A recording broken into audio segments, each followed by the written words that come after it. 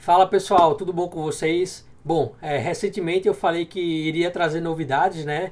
E eu trouxe na verdade uma mega novidade para vocês e que é simplesmente o cara que mais conhece de WCM no Brasil. E eu falo assim, sem sombra de dúvidas, ele tá aí rindo, mas ele sabe que de fato é isso, porque eu conheço um pouco já da história dele, né? A gente vem trabalhando aí há mais de um ano juntos. Mas sem mais delongas, vamos às apresentações, né?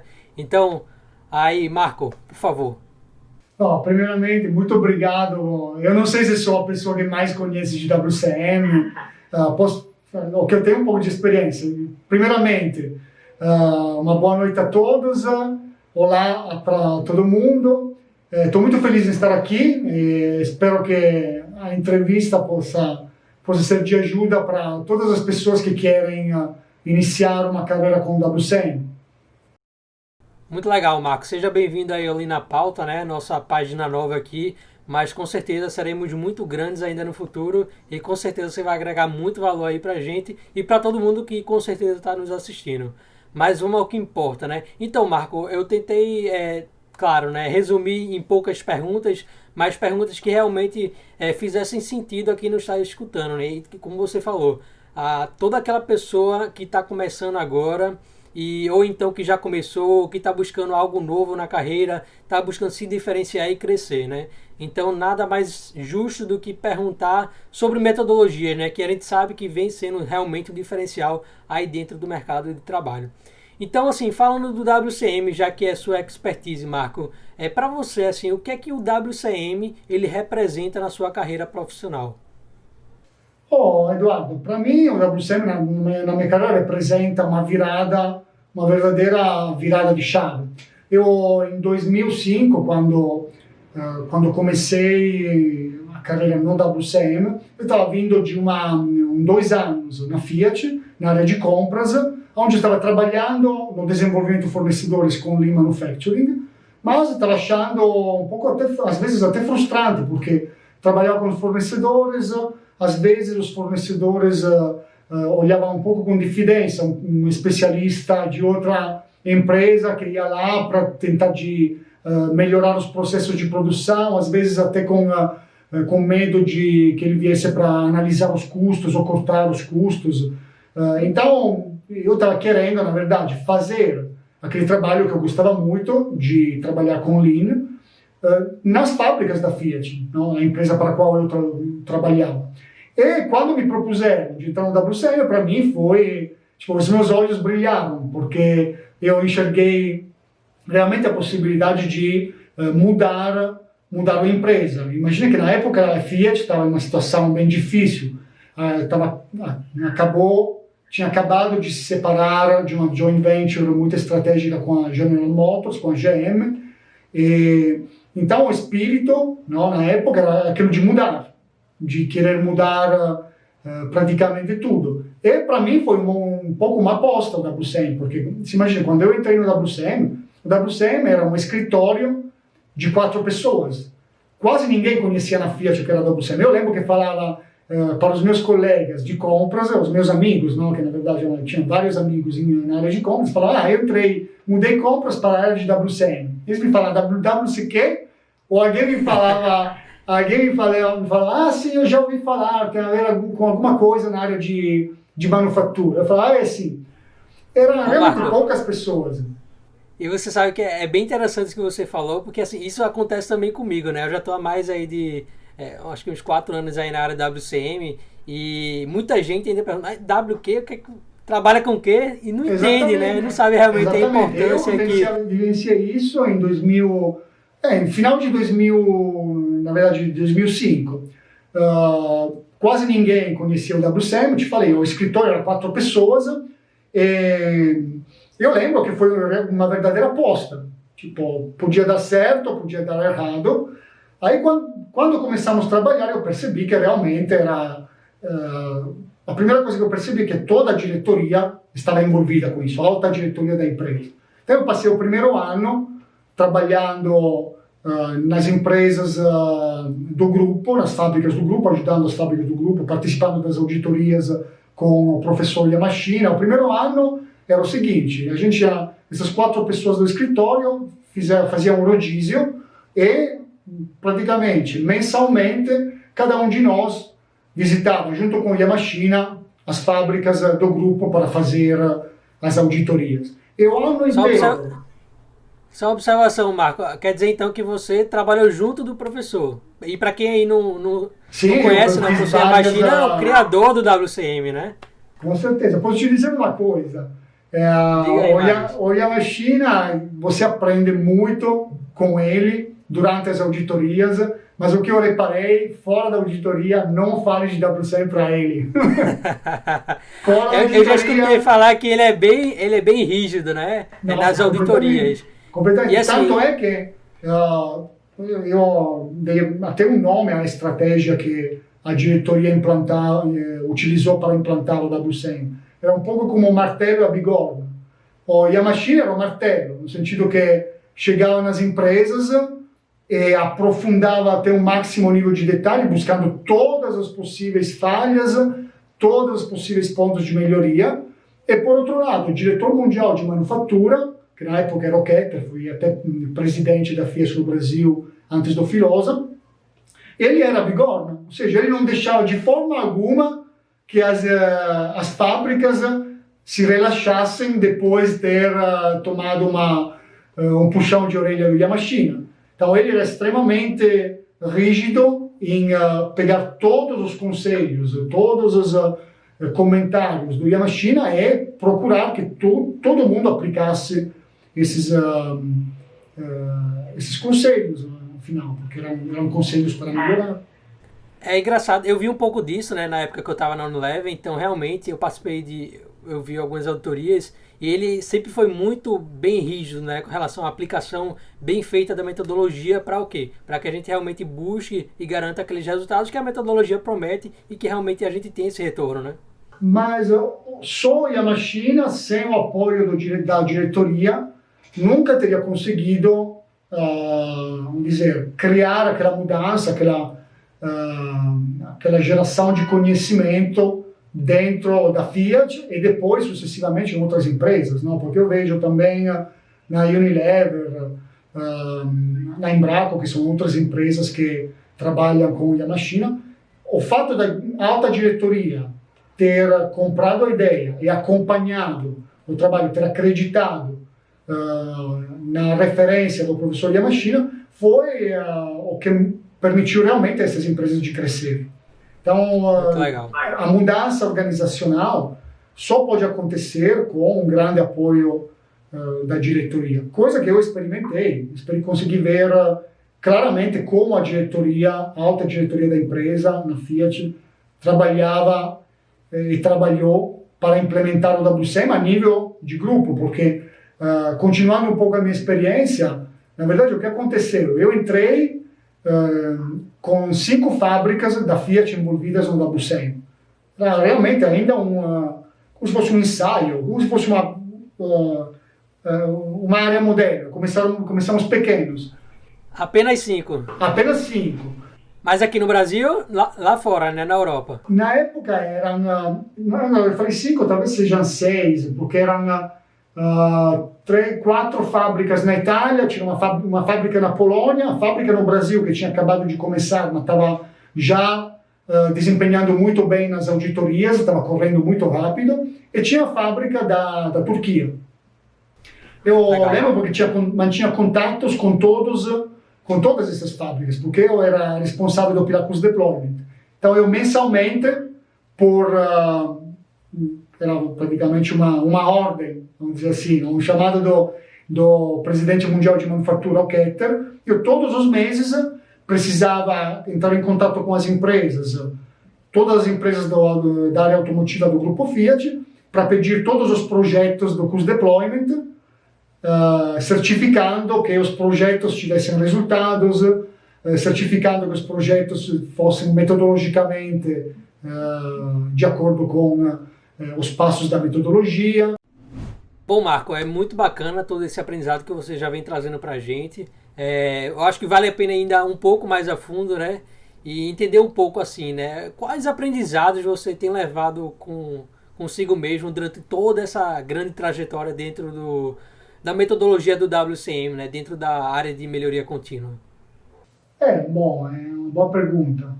Na verdade, antes de responder, vale a pena dizer que em todo este conto da história de mais de 20 minutos, eu acabei só contando os primeiros 2 anos. Ainda falta a experiência que eu fiz no Brasil, onde fui responsável do programa WCM Lite, ou seja, da implantação do WCM em mais de... Chegamos no final do programa, quando eu saí, a gente tinha envolvido mais de 60 fornecedores, se lembro. Acho que era mais ou menos. Bem grande mesmo. Então, lá também teve toda uma experiência, teve a possibilidade de participar do lançamento de uma fábrica nova. Na época era a fábrica da CNH de Sorocaba. Então, uma fábrica que foi projetada do zero, já para iniciar com nível bronze em WCM. Então, lá também foi uma experiência bem interessante, com muitos episódios que eu gostaria depois compartilhar. Vai ser outra vez, vai ser muita coisa para contar. Aí você me pergunta, maior aprendizado. Eu, sinceramente, penso pelo menos em dois grandes aprendizados que eu tive. O primeiro foi trabalhando na Fiat, dentro da área de WCM. E o segundo foi mesmo quando comecei a minha experiência profissional como prestador de serviço, como consultor, com a minha própria consultoria, a Kailab Consulting. Porque talvez eu falei muito da Fiat, mas não falei sobre o fato que hoje eu trabalho, na verdade já faz mais de 5 anos, com a minha própria consultoria, que é a consultoria Kailab, Kai de Kaizen, Lab de laboratório. E já faz um tempo que eu trabalho só com WCM, com a minha consultoria.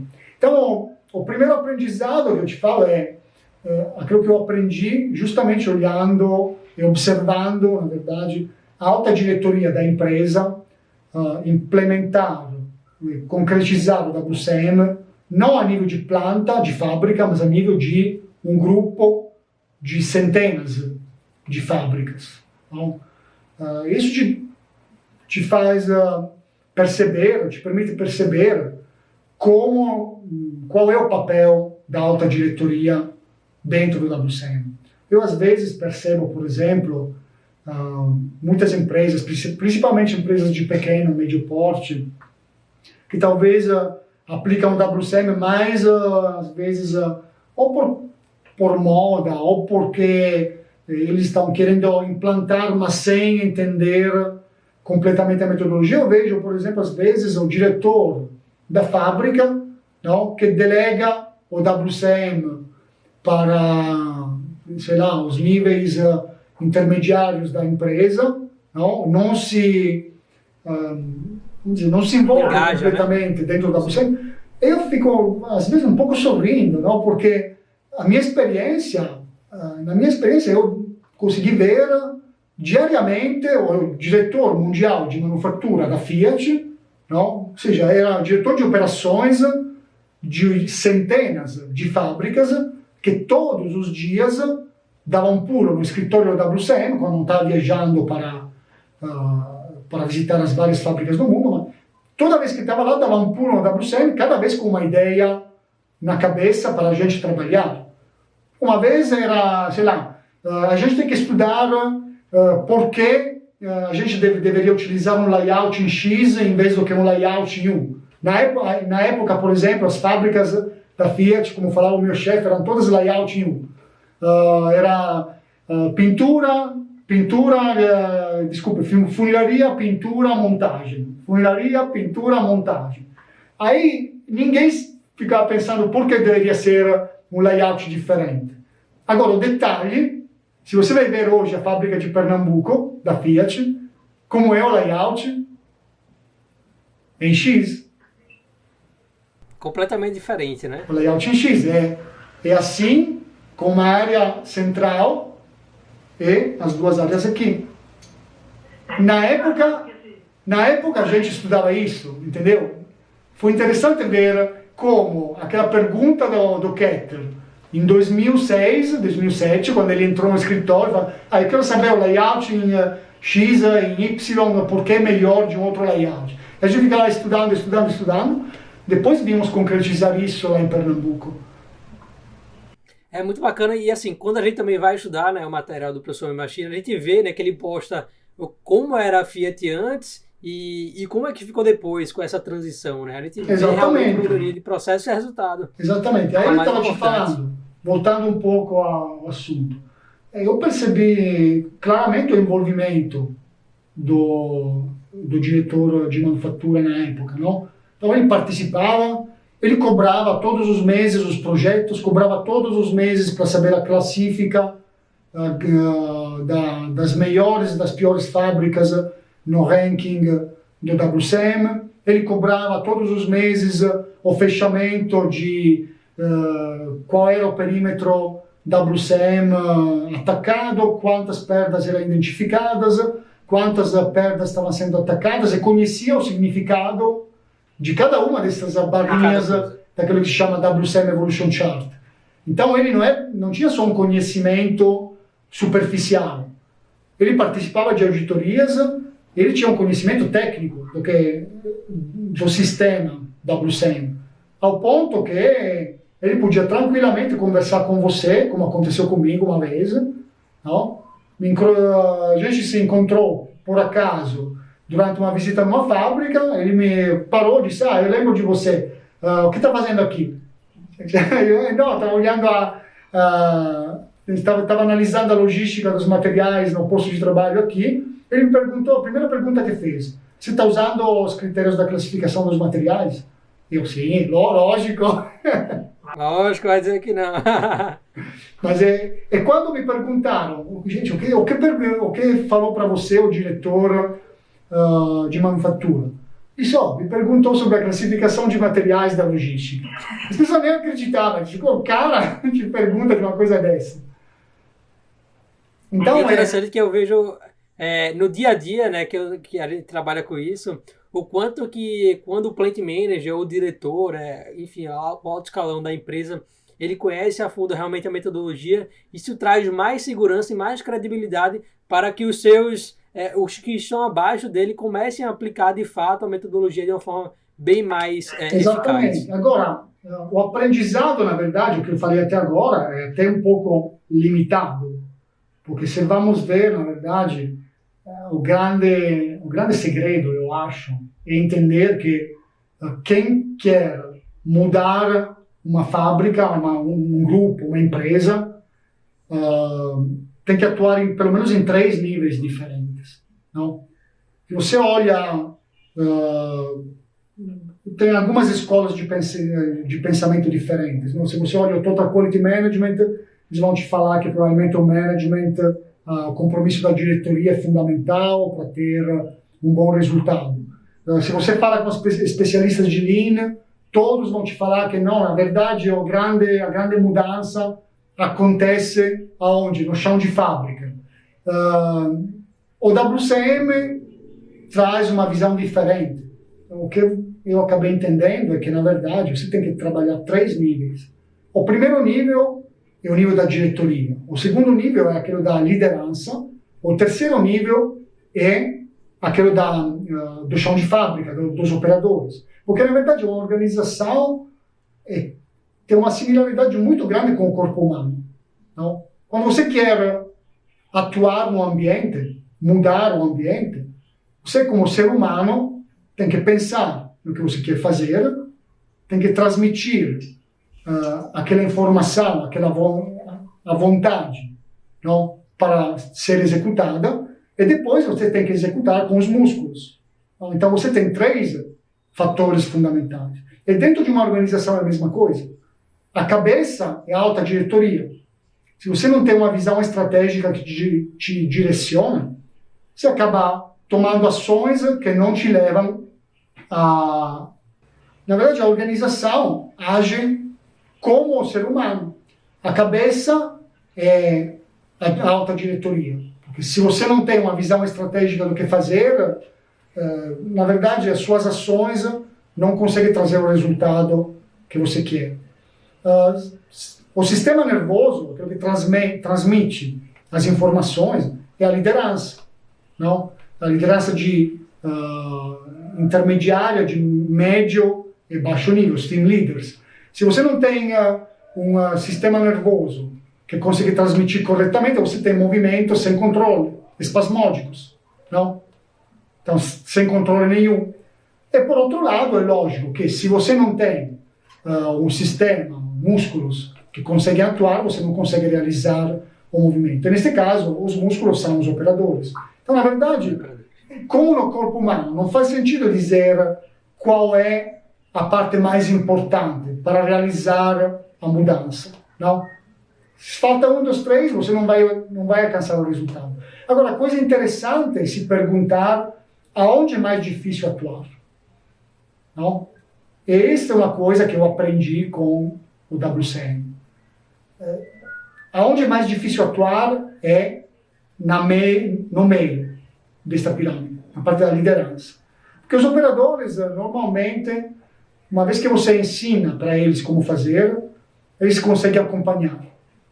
A alta diretoria, normalmente, são pessoas... A alta diretoria, por outro lado, normalmente, são pessoas que, às vezes, podem até precisar de ser convencidas, não? Mas, normalmente, a maioria dos diretores com os quais eu me deparei tem uma visão boa. São pessoas com uma instrução de altíssimo nível, são pessoas que têm uma visão estratégica, então percebem claramente a importância de um programa deste. Agora, atuar nos líderes é uma das coisas mais difíceis.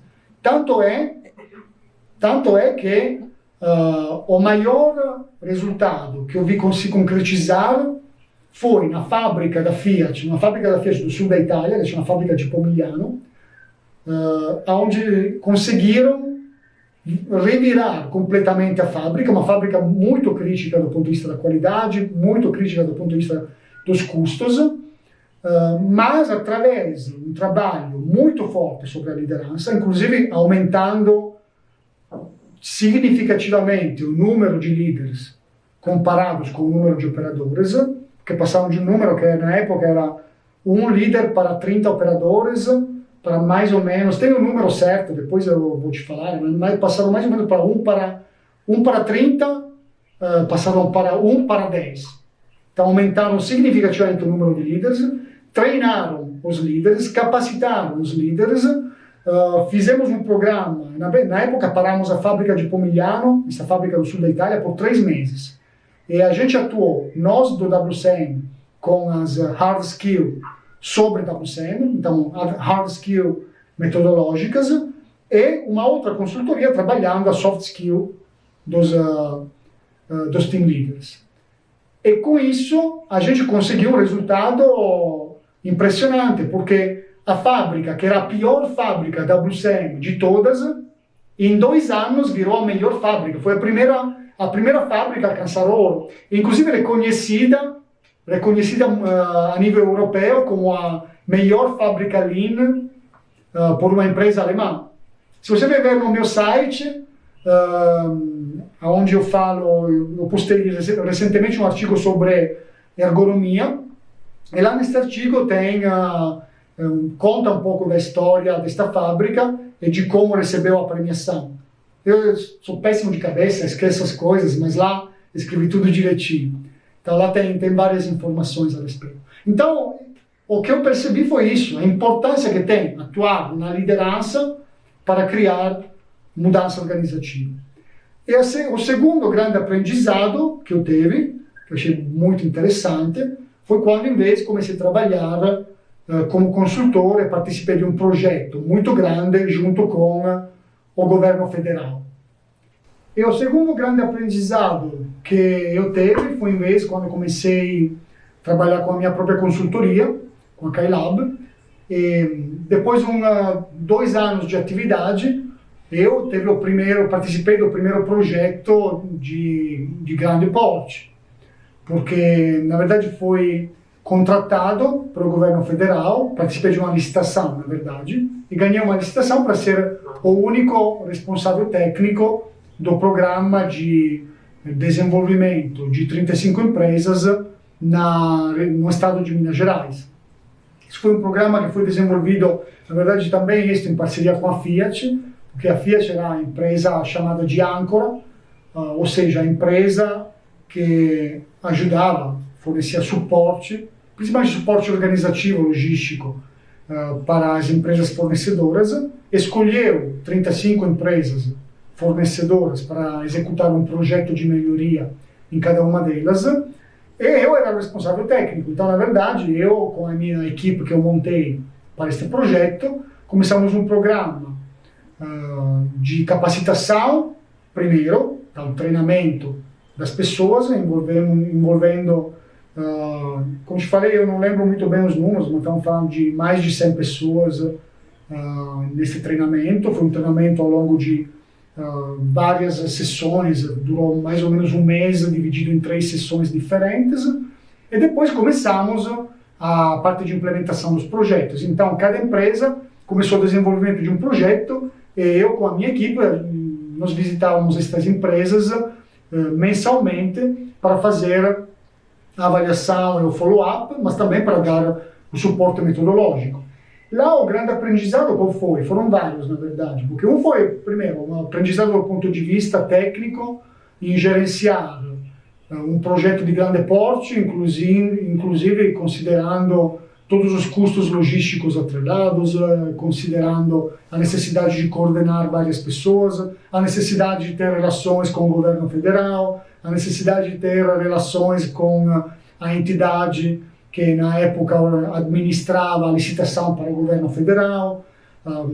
Então foi uma parte, vamos dizer, de aprendizado do ponto de vista da administração, e do ponto de vista metodológico eu aprendi a importância de um follow-up claro. O que eu percebi foi que decidi mudar um pouco a minha abordagem na época, ou seja, gastar muita energia no início para estabelecer indicadores e metas claras com todas essas empresas.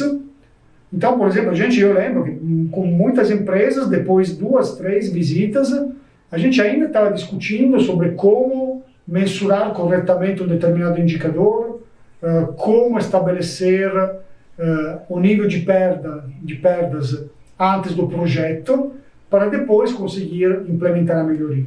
Agora, uma vez que a gente conseguiu padronizar com todas estas empresas o tipo de indicador, uma vez que a gente conseguiu estabelecer um sistema de follow-up robusto, não é padronizado, de forma que eu conseguia fazer o follow-up numa empresa, se eu mandava um mês depois, outra pessoa, ele fazia o follow-up exatamente com os mesmos critérios, exatamente com o mesmo indicador. A gente conseguiu, com esta padronização, fazer um follow-up muito, muito assertivo. Okay? Então, todos os relatórios que eu passava para as empresas eram extremamente detalhados e assertivos, e acertavam perfeitamente o que precisava fazer. E com este indicador constantemente monitorado, todas as empresas conseguiram correr atrás para gerar efetivamente a melhoria. Tanto é que no final do projeto, a gente fez uma consolidação desses indicadores, como disse, eram todos padronizados. Então todo mundo estava mensurando o E da mesma forma. Todo mundo estava mensurando a porcentagem de NVA da mesma forma. Todo mundo considerava determinadas atividades como valor agregado e outras como não valor agregado. Não tinha divergência, não, na forma de mensurar. Então a gente conseguiu consolidar todos esses indicadores e os resultados foram excepcionais, porque a média, por exemplo, da redução de tempo de setup de todas as empresas que trabalharam com o projeto de SMED, de redução de tempo de setup, a média foi de 50% de redução. Então, teve empresas que melhoraram até mais do que 50%. Falando em produtividade, mesma coisa, mais de 51% de aumento de produtividade. A gente conseguiu, mediamente, melhorar o indicador de OEE em 10%. Melhorar o OEE em 10% é um resultado muito significativo. É um trabalho muito grande por trás. Né? Vou te dizer, estamos falando de média, não foi um caso esporádico de uma empresa. Foi a média de várias empresas. E a gente monitorou vários indicadores, indicadores de refúgio, de trabalho, e todos tiveram resultados fantásticos. Este aqui também está lá no meu site, tem um artigo que eu acho que vou postar, inclusive, um desses dias, nas redes sociais, onde fala exatamente disso e fala alguns dos indicadores com gráfico, onde dá para ver claramente, outra coisa interessante, a evolução constante em cada visita. Então, não foi uma melhoria, que podemos dizer que foi o resultado de um evento esporádico. Você consegue ver como ao longo de 5 visitas, não, todas as empresas mediamente melhoraram até alcançar um nível de excelência. Então, esse foi realmente um aprendizado muito grande.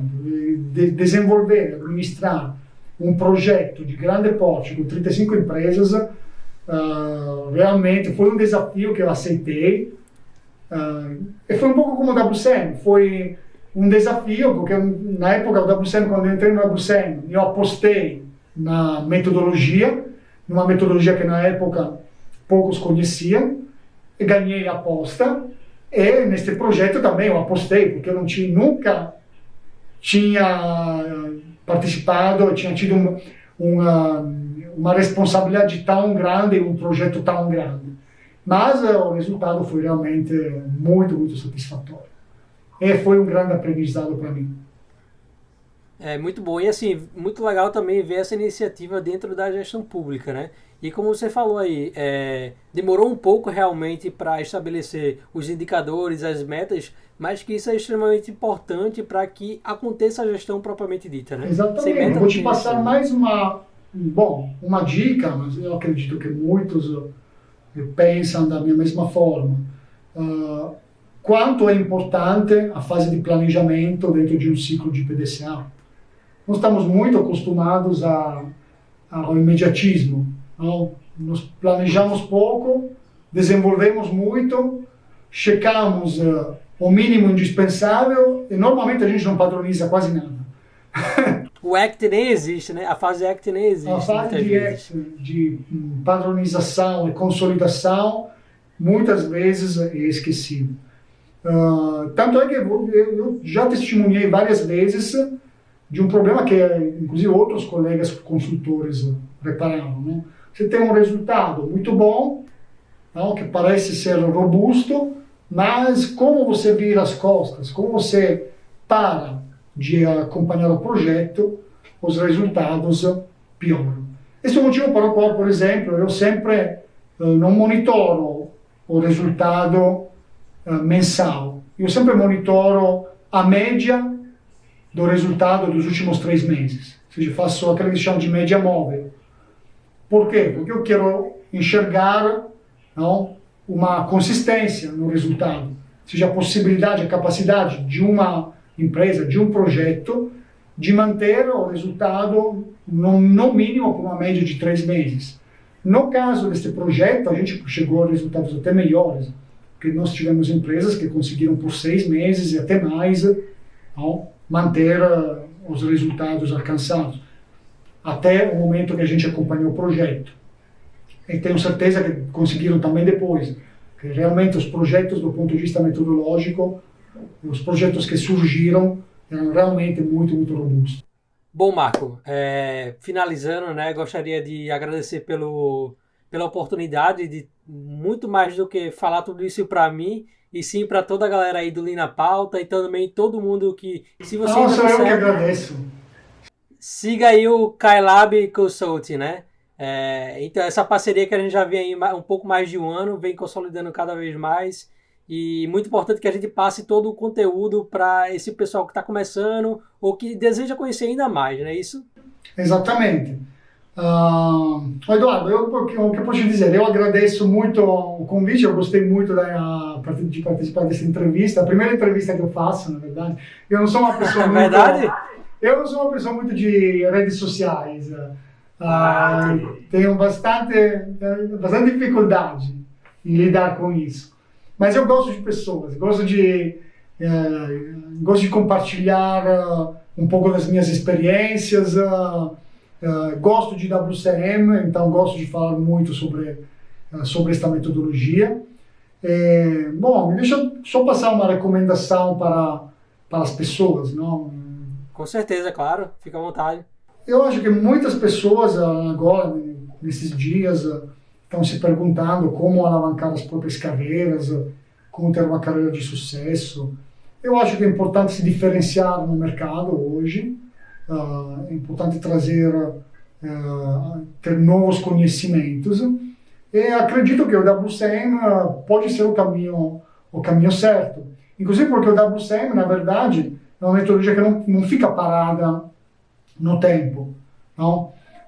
Então você sempre terá oportunidade de aprender com o WCM. Agora, é importante, realmente, abandonar um pouco aquela visão tipo de escola do WCM. Não? Eu vejo que muitas pessoas ensinam o WCM como se fosse um beabá. Como se tivesse aqueles 7 passos imutáveis. Teve pessoas que me criticaram um tempo atrás porque eu tinha colocado alguns documentos que eles não concordavam com a forma com a qual estavam sendo utilizados.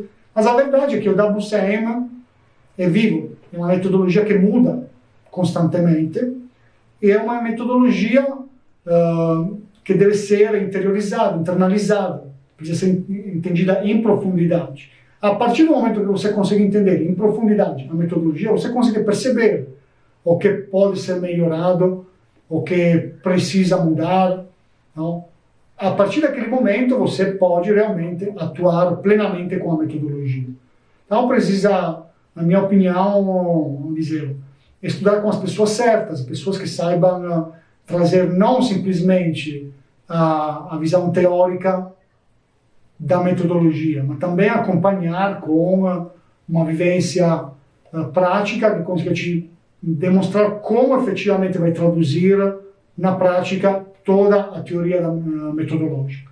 Então, este é o conselho que eu posso dar. Estudar muito bem a teoria, mas nunca esquecer de como esta pode ser realmente traduzida na prática para torná-la realidade.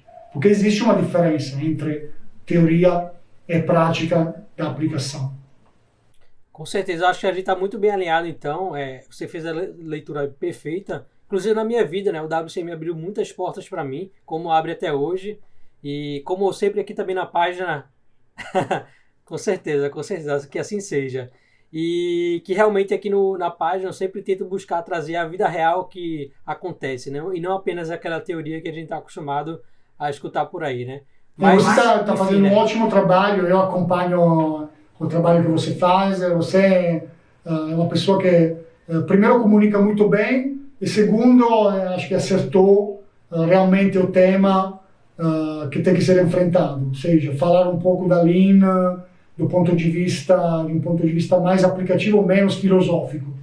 Porque tem muitas pessoas que falam muito de filosofia, mas depois na prática você percebe que não tem muita experiência e vivência dessas metodologias. Exato, muito legal e também pelo seu feedback, Marco. Ainda está começando também como você aí no mundo digital, aparecendo nas câmeras, mas a gente vai aprendendo aos poucos, né, para melhorar. Não, você só tem que ensinar para mim, olha, você só pode ensinar para mim, porque eu realmente preciso aprender muita coisa. Mas muito legal, abre muito a mente aí para várias outras coisas que a gente nem imaginava, né? Mas é isso, para você que acompanhou a gente esse tempo, eu já agradeço desde já por ter ficado aqui conosco até o final. Agradeço mais uma vez ao Marco Nietzsche aí, o grande consultor Sou eu que agradeço. Do WCM. Muito obrigado pelo convite, um abraço a todos. E como falo nos meus vídeos no YouTube, tchau, bom WCM a todos. Então, vou seguir também. Tchau e bom WCM a todos. Grande abraço.